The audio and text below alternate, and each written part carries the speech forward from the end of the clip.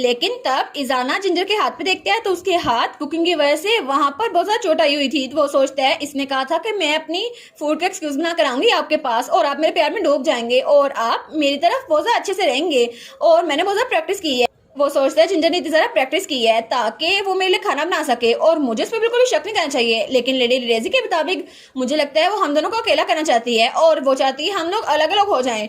मुझे नहीं पता वो क्या करना चाहती है लेकिन मैं इस पर ट्रस्ट करता हूँ। तो हमारी जिंजर कहती है मैजेस्टी। तो इजाना सोचता है इसकी आंखों में देख कर भी मैं इसकी सोच नहीं पढ़ पा रहा, लेकिन वो चम्मच को खा लेता है।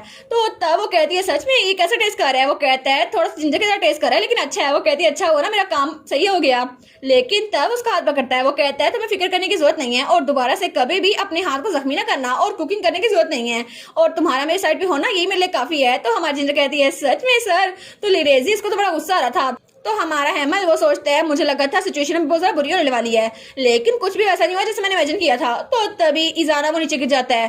तो तब हमारी जिंजर कहती है इजाना क्या हुआ तुम्हें? और इजाना वहां पे बेहोश हो गया था। तो वो कहती है मैजेस्टी क्या हुआ है? तो तब वहां पर उसके पास हेमल आता है। वो कहता है इसको पॉइजन दिया गया है। तो हमारी जिंजर कहती है क्या पॉइजन? ऐसा नहीं हो सकता, आखिर इसको पॉइजन किसने दिया? तो लिरेजी कहती है मुझे आइडिया नहीं था तुम इतनी अच्छी एक्ट्रेस हो जिंजर। तो जिंजर कहती है तुम क्या बात कर रही हो? तो लिरेजी कहती है मैंने सब कुछ सुन लिया था, तुमने अपनी मेड के जरिए यहाँ पर इस फूड के अंदर जहर डाला था ताकि एम्पर वो मर जाए। तो हमारी जिंजर कहती है लिरेजी क्या तुमने ये सब कुछ तुमने किया है? और वो वहां नीचे बैठ गई थी। वो सोचती है मुझे लगा था ये सब कुछ करने वाली है लेकिन यहाँ तक गिर जाएगी, मुझे पता नहीं था। तो लिरेजी कहती है मुझे नहीं पता तुम क्या बात कर रही हो। तो हमारी जिंजर कहती है तुम्हारा दिमाग खराब हो गया लिरेजी। तो तभी हेमल इजाना पे प्योरिफिकेशन मैजिक कर रहा था। वो कहता है मैंने पॉइजन को न्यूट्रलाइज कर तो दिया है लेकिन फिर भी ये खत्म नहीं हो रहा। तो हमारी जिंजर कहती है क्या ये ठीक हो जाएगा हेमल?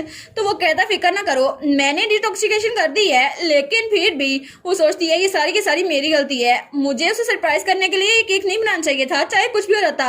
लेकिन स्टोरी की एंडिंग की तरह यहाँ पे भी इसका एंड बहुत ज्यादा बुरा होने वाला है और मैं इसको रोक नहीं पाई। और तब उसका हाथ पकड़ती है।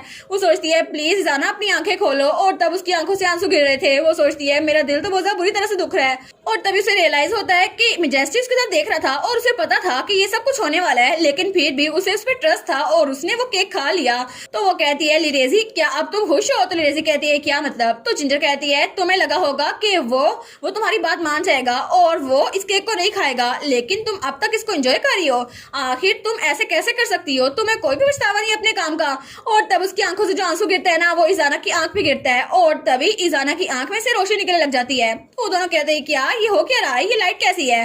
तो हेमल कहता है ये लाइट मुझे लगता है। तो तभी वहां पर इजाना उसकी आंख खुलती है। तो वो कहता है आखिर हो क्या रहा है, मैं यहाँ पर फ्लोर पे क्या कर रहा हूँ? तो हेमल कहता है सर। तो जिंजर कहती है मैजेस्टी क्या आप उठ गए? क्या आप ठीक है? आप थोड़ी देर पहले बेहोश हो गए थे क्योंकि आपने वो केक खाया जो मैंने बनाया था। तो इजाना कहता है क्या सच में? तुमने उसमें वाइन तो नहीं डाल दी थी? वो कहती है मैजेस्टी लेकिन मैं बहुत ज्यादा खुश हूँ कि आप ठीक है, मुझे लगा था मैं आपको खोने वाली हूँ। और तब उसकी गले लग जाती है। वो कहता है क्या मैंने तुम्हें डरा दिया? और लिरेजी को तो बड़ा गुस्सा आ रहा था। वो कहती है आखिर तुमने ये सब कुछ क्यों किया? हेमल ब्रेक ये तुम्हारा मैजिक था ना? तो हेमल कहता है नहीं ये मेरा मैजिक नहीं था, मुझे लगता है कि ये। तो तभी वो देखते हैं तो हमारी जिंजर की ड्रेस पर वो नेकलेस वो चमक रहा था। वो कहते हैं जिंजर आपका ड्रेस। तो जिंजर उस नेकलेस को उठाती है। वो कहती है ये नेकलेस मेरे ड्रेस पे क्या कर रहा है? लेकिन तभी उस नेकलेस में से कोई निकलता है, वो था जिजेट। तो तब लिरेजी कहती है ग्रैंडफादर आप? तो जिजेट कहता है कांग्रेचुलेशन सर, आपका कर्ज वो लिफ्ट हो गया है। तो इजाना कहता है क्या मेरा कर्ज सच में चला गया है?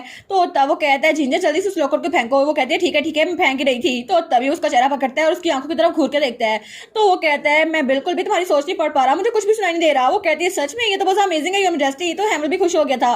वो सोचता है वो लाइट जो पहले निकली थी उसका मतलब था कर्ज खत्म हो गया है लेकिन ऐसा लगता है इनकी बॉडी से पॉइजन वो भी खत्म हो गया, थैंक गुडनेस। लेकिन आखिर ये कर्ज ये लिफ्ट कैसे हुआ?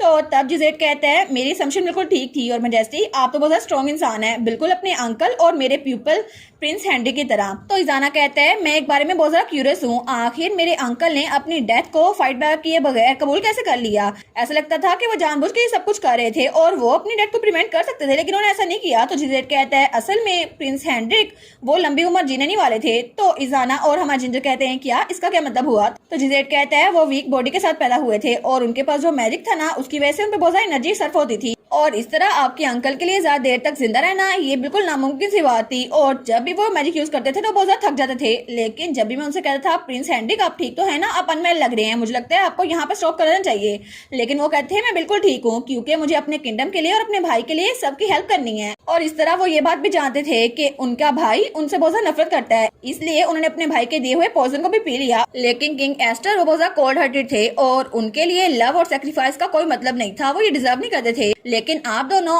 लेडी जिंजर और किंग इजाना आप दोनों बिल्कुल अलग रास्ते पे चले, और जब आपने पॉइजन के बारे में सुना भी फिर भी आपने लेडी जिंजर पे ट्रस्ट किया, तो वो दोनों एक दूसरे की तरफ देखते हैं। वो कहता है असल में आपका ये ट्रस्ट इसी की वजह से आपका कर्ज लिफ्ट हो गया। तो हमारी जिंजर वो कहती है लेकिन मैंने उसमें पॉइजन नहीं डाला था। तो इजाना कहता है मैं जानता हूँ जिंजर स्नैप, असल में तुमने पॉइजन डाला था। तो तब वो कहता है मैं तुम्हें एक्सप्लेन करने का एक मौका दूंगा लेडी लिरेजी। तो लिरेजी वो कहती है मुझे नहीं पता आपका क्या मतलब है सर। तो इजाना कहता है मैं श्योर हूँ कि तुम्हें लगा होगा तुमने सबको फूल बना दिया, लेकिन शुरू में ही तुम्हारे एक्सप्रेशन वो बिल्कुल सच्चे थे। लेकिन एक मोमेंट के लिए जब मैंने तुम्हारी आंखों में देखा, जब मैंने केक की बाइट ली, तो तुमने अपने दिमाग में सोचा कि ये वही मेड थी जिसको तुमने जिंजर के घर भेजा था। तो हमारी जिंजर कहती है क्या? तो इजाना कहता है मैं सपोज करता हूँ कि तुम्हें ये नहीं लगा होगा मैं वो फूड खा लूंगा जिसमें तुमने पॉइजन मिलाया था। तो हमारी जिंजर कहती है क्या मतलब, तुम्हें पता था उसमें पॉइजन है लेकिन फिर भी तुमने क्यों खा लिया? ये सुनते ही मुझे चिल्स महसूस हो रही हैं, लेकिन तुमने इतना सारा डेंजरस काम क्यों किया? तो वो स्माइल करते हुए कहता है क्योंकि जिजेट ने जब कहा था सिंसियर ट्रस्ट, तो मैंने दिल से कहा था कि मैं तुम पे ट्रस्ट करूं, क्योंकि अभी तक पहले मैं सबकी सोच पढ़ता था और उसके बाद किसी पे ट्रस्ट करता था। हालांकि मैं ये बात जानता था कि ये एक कर्स है, लेकिन फिर भी मैं इसको एक्टिवली यूज करता था। और तब उसकी तरफ देख के कहता है इसलिए इस बार मैंने अपनी पावर को यूज नहीं किया, और चाहे मैं तुम्हारी आंखें ना भी पढ़ पाया लेकिन मुझे तुम पे ट्रस्ट था। और मैंने तुम्हें पहले ही बता दिया था ना कि तुम वो पहले इंसान होगे जिसमें मैं कम्प्लीटली ट्रस्ट करूंगा। तो वो कहती है सर। तो इजाना उसके फोरहेड पे किस करता है, वो कहता है मैं हमेशा तुमसे प्यार करता रहूंगा जिंजर टोड। तो हैमल उन दोनों को देख रहा था, वो सोचता है आखिर में चीजें वैसी हुई जैसे लेडी जिंजर ने अपनी बुक में लिखी थी, लेकिन मुझे लगता है इन दोनों के दरमियान मेरी कोई जगह नहीं है, लेकिन फिर भी तुम दोनों को कांग्रेचुलेशन, मैं चाहता हूँ तुम दोनों हमेशा खुश रहो। तो लिरेजी वो सोचती है क्या वो कर्ज इसलिए लिफ्ट हुआ क्योंकि किंग इजाना को जिंजर पे ट्रस्ट था, लेकिन मैंने इतनी मेहनत की, मैं तो बिल्कुल बेवकूफ बन के रह गई, आखिर ये सब कुछ हुआ कैसे? तो तब उसका ग्रैंडफादर कहता है लिरेजी। तो लिरेजी कहती है ग्रैंडफादर आखिर आप यहाँ पर क्या कर रहे हैं, आप तो 7 साल पहले मर चुके थे ना। तो वो कहता है तुम अभी जो मुझे देख रही हो ना वो मेरी सोल का एक हिस्सा है, मैं असल में मर ही चुका हूँ। तो वो कहती है क्या सोल का एक हिस्सा, लेकिन आप मेरे नेकलेस में थे तो आप मुझे क्यों नहीं बता सकते थे? आप मुझे बता देते तो मैं उसका कर्ज लिफ्ट कर देती। तो जिजेट कहता है मैंने अपनी सोल को नेकलेस में इसलिए कैद किया था क्योंकि मैं अपनी हॉरिबल मिस्टेक के लिए अटोन करना चाहता था और मैं उस कर्ज के लिए उनको फ्री करना चाहता था। इसीलिए जब हिज मैजेस्टी ने उस नेकलेस को पहना तभी उसको इसकी आवाज आई, लेकिन मैंने सिर्फ तुम्हें नेकलेस इसलिए दिया था ताकि तुम हिज मैजेस्टी की फ्यूचर में हेल्प करो, और मैं बिलीव नहीं कर सकता कि मेरी इतनी प्यारी ग्रैंड डॉटर वो इतना हॉरिबल काम करेगी। तो वो कहती है लेकिन मैं हमेशा से प्रोटैगनिस्ट थी, अगर ये जिंजर यहाँ पर ना होती ना तो मैं ही प्रोटैगनिस्ट थी, और बुक में भी यही लिखा था कि मैं प्रोटैगनिस्ट हूँ, और इसीलिए मुझे बिल्कुल भी सरप्राइज महसूस नहीं हुआ। लेकिन आप मुझे कह रहे हैं कि अभी ये जिंजर प्रोटैगनिस्ट है, मैं नहीं, आखिर ये स्टूपिड लड़की ये तो विलन थी, ये प्रोटैगनिस्ट कैसे हो सकती है? तो जिंजर कहते हैं तुम्हारी हिम्मत कैसे मुझे स्टूपिड विलन कहने की, लिरेजी तुम कर क्या रही हो? तो इजाना कहता है मैं तुम्हें माफ नहीं करूंगा अगर तुमने जिंजर के बारे में ऐसे मैनर में बात की, लिरेजी एटलांटा। तो तब उसका ग्रैंडपा कहता है क्या ये काफी नहीं है कि तुमने किंग को पॉइजन करने की कोशिश की है? तो लिरेजी कहती है मैं चीजों को बदलना चाहती थी, जैसे बुक में थी बिल्कुल वैसे, और मैं सच में हिज मैजेस्टी के लिए सिंसियर फीलिंग्स रखती थी। और तब रोते हुए कहती है मैं सच में आपके साइड पे रहना चाहती थी, इसके अलावा कुछ भी नहीं, और वैसे भी ये प्लेस तो मेरी थी ना, ये जिंजर की नहीं थी। और तब रो रही थी, लेकिन हमारा हैमर वो उसको देख रहा था, वो कहता है लेडी लिरेजी, लेकिन तभी उसका ग्रैंडफादर उसके पास आता है और उसके कंधे पे हाथ रखता है।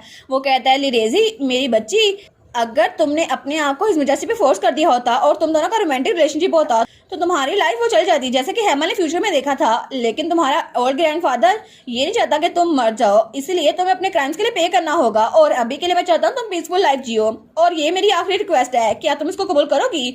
और तब वो इजाना की तरफ देखते कहता है मुझे रियलाइज हुआ कि मुझे सिर्फ किंग पे कर्ज डालना चाहिए था, लेकिन मैंने आप पे भी कर्ज डाला, मुझे माफ कर दें, क्या आप मुझे माफ कर सकते हैं? तो इजाना कहता है कोई बात नहीं, आपकी साइड की स्टोरी सुनने के बाद मुझे पता चला कि आपकी भी रीजंस थी, ऑफ कोर्स मैं आपको इसके लिए माफ तो नहीं करूंगा, लेकिन मुझे लगता है कि ये अच्छी चीज हो गई। तो हमारी जिंजर कहती है क्या क्या मतलब अच्छी चीज? तो वो कहता है अगर मैं अपने फादर के साथ भरा होता ना, जिनको किसी पे ट्रस्ट नहीं था, तो बिल्कुल मैं अपने फादर की तरह एक किंग बनता, मुझे किसी पे ट्रस्ट ना होता, लेकिन फाइनली मैंने रियलाइज किया कि मेरे लिए क्या इंपॉर्टेंट है, और मेरे पास वो लोग हैं जो मेरे लिए बहुत ज्यादा प्रीशियस हैं। तो तब जिजेट वो स्माइल करता है और कहता है आप तो सच में बहुत ज्यादा इनक्रेडिबल है सर, हालांकि आप इतना मुश्किल वक्त से गुजरे, लेकिन आपने ट्रस्ट और ऑनेस्टी की तरफ अपना दिल खोला। मैं यकीन करता हूँ कि आप बहुत अच्छे लीडर साबित होंगे। तो तब जिजेट कहता है, हेमल मुझे माफ कर दो क्योंकि मैं तुम्हारे लिए एक बोझ बना रह गया, और तुम तो बहुत ज्यादा टैलेंटेड हो, जितना मैंने सोचा था उससे भी ज्यादा मैं तुम पे बहुत ज्यादा प्राउड हूँ। तो वो कहता है ये सब कुछ आपकी वजह से था। तो तब वो कहता है, लेकिन मैं उम्मीद करता हूँ कि तुम इस बोझ से छुटकारा हासिल कर लो और फ्यूचर में सिर्फ अपने लिए जियो, दूसरों के लिए नहीं। मैं तुम्हारी हैप्पीनेस के लिए प्रे करूंगा आफ्टर लाइफ में भी। तो हमारा हेमल वो स्माइल करता है, वो कहता है थैंक यू सो मच जिजेट, मैं उम्मीद करता हूँ कि आप भी आराम से रेस्ट करें। तो वो कहता है ठीक है, अब मेरे जाने का टाइम हो गया है और मैं तुम सबको फेयरवेल कहता हूँ। और तब वो गायब होने लगता है। वो सोचता है कि आप मुझे माफ कर देंगे प्रिंस हेनरिक, और उसके बाद वो गायब होता है और वो लॉकेट उसका जैम वो भी टूट जाता है। और तब वहाँ पे गार्ड्स आते हैं और लिरेजी को ले जा रहे थे। तो हमारी सोचती है सच में ये मेरी ओल्ड ड्राइवर की एम्बिशन का एंड था और अब उसकी एम्बिशन की डेथ हो चुकी है।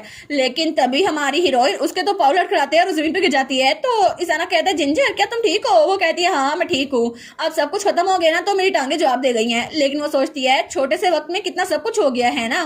अभी कुछ अर्से पहले मैंने एक बुक पकड़ी थी जो कि रियल लाइफ की तरह थी, और शुरू में मैंने कॉम्पिटिटिव नेचर की वजह से ये सब कुछ किया, लेकिन बाद में मुझे लगा कि मैं एंटागोनिस्ट बनूंगी और मेरी लाइफ ऐसी हो जाएगी। लेकिन मैं किंग इजाना के प्यार में पड़ गई और मैंने उसका कर्ज ब्रेक कर दिया। लेकिन तब हंसते हुए सोचती है हाँ मुझे लगता है कि मैं पहली एंटागोनिस्ट होंगी जिसकी हैप्पी एंडिंग हुई है, और मैं भी मुझे असल में कोई बुक लिखनी चाहिए। तो इजाना उसका चेहरा पकड़ता है, वो कहता है एंडिंग क्या बात कर रही हो, हमारी कहानी तो अभी शुरू हुई है। तो वो कहती है सर। तो वो उसकी तरफ देखकर सोचती है सच में कितना हैंडसम लग रहा है ना, अभी मुझे किस कर लेना। तो इजाना कहता है कि यार जिंजर स्नैप अभी तुमने कुछ अजीब सा सोचा ना।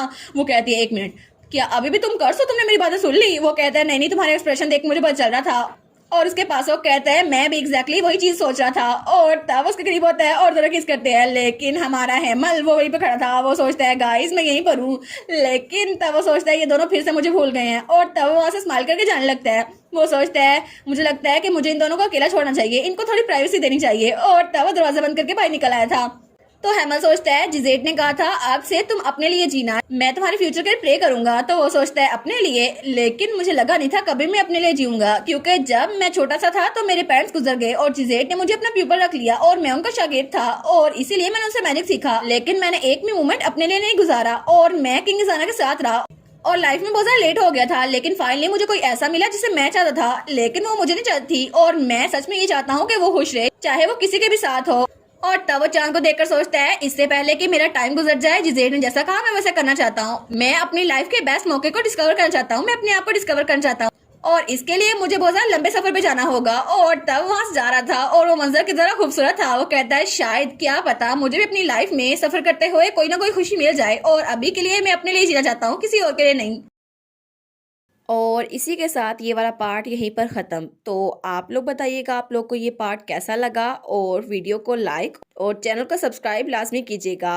बाकी वीडियोस का लिंक भी स्क्रीन पर नज़र आ रहा होगा, तो काइंडली उनको भी चेकआउट कर ले। और thank you so much for watching my videos. Stay safe, bye bye.